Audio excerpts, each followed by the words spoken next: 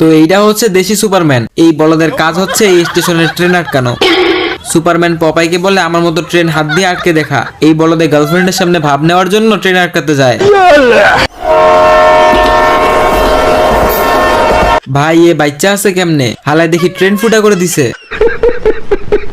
এবার এই বলদে পপার হাতে একটা গান ধরিয়ে দেয়, তারপরে সাইডে গিয়ে বুকের মধ্যে লোহার চেস্ট লাগিয়ে নিয়ে আসে।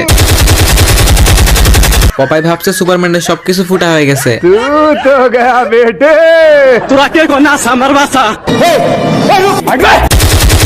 এই বলদে পপাইকে গুলি করে পপাইয়ের গার্লফ্রেন্ড নিয়ে দিছে দৌড়। মানে মেইন কথা হচ্ছে বন্ধুর গার্লফ্রেন্ড নিয়ে ভাগতে হবে। তো এই বলদে দেওয়ালের উপরে রাস্তা আর্ট করে দেয়। এইদিকে শকুন তো রকেটের গতিতে আসতেছে।